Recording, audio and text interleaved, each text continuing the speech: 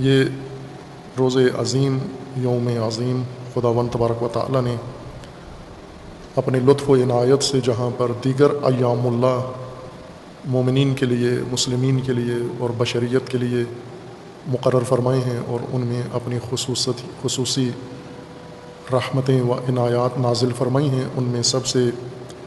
اہم ایام میں سے ایک یوم اللہ 18 ذوالحجۃ الحرام اور روز تنصیب امیر المومنین بر مقام ولایت و امامت ہے۔ یہ روز، یہ یوم مومنین کے اندر اور بالخصوص شیعہ مسلمین کے اندر احترام و عقیدت کے ساتھ منایا جاتا ہے، دیگر ایام مقدسہ کی طرح، ایام دینیہ کی طرح، اور باقی مسلمین کئی وجوہات کی وجہ سے اس دن سے یا غافل ہیں، ناآگاہ ہیں، یا اس دن کے متعلق اپنے مسلکی اور مذہبی تفکر اور عقیدے کی وجہ سے اس دن کا حق ادا نہیں کرتے، بلکہ اب چند سالوں سے اور خصوصاً آخری 1-2 سال سے اس دن کی مناسبت جو تاریخی ہے، 1400 سالہ ہے اور اسلامی کتب کے اندر موجود ہے، جس کا ذکر اور واقعہ اس سب کو نظر انداز کر کے ایک دیگر مناسبت کو زیادہ مسالک کے سامنے اور اہل سنت مذاہب کے سامنے پیش کیا جاتا ہے، اور وہ خلیفہ سوم کا قتل ہے کہ اس دن کو خلیفہ کا یوم کا عنوان دیا ہے اور اس عنوان سے منانے کے لیے کوشش کر رہے ہیں۔ وہ کوئی حرج نہیں ہے، سب مسلک کے پیروکار اپنے اپنے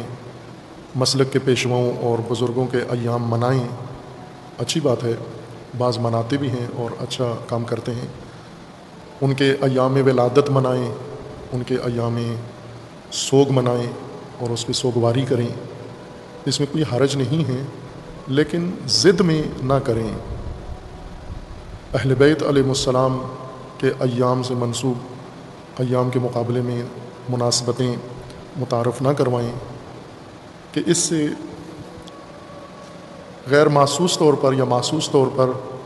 بغض اہل بیت ٹپکتا ہے، اس سے جو کسی مسلمان کے لیے شایان شان نہیں ہے۔ ہر چند دیگر شخصیات بھی سب کے لیے محترم ہیں، اور خصوصاً جو ان پر اعتقاد و ایمان رکھتے ہیں اور جو ان کی قداست کے قائل ہیں، حرمت کے قائل ہیں، ان کے لیے وہ زیادہ اہمیت رکھتی ہیں وہ شخصیات، اور انہیں حق بنتا ہے اپنے پیشواؤں کا ذکر بھی کریں، ان کی یاد بھی منائیں اور ان کے ایام بھی منائیں، لیکن اس طرح سے نہ ہو کہ غدیر کی اہمیت کو کم کرنے کے لیے یا غدیر سے لوگوں کے ذہنوں کو دور کرنے کے لیے اور غدیر کی حکمت و فلسفہ سے امت کا رخ موڑنے کے لیے یہ کام نہ کریں۔ اس سے نہ صرف اجر نہیں ہوگا بلکہ یقیناً اللہ تعالیٰ کی طرف سے ایسے اعمال کی پاداش کے طور پر سزا بھی ہے۔ اللہ تعالیٰ سب مومنین کو، مسلمین کو محفوظ رکھے اللہ تعالیٰ کے عذاب سے اور آخرت کے عذاب سے۔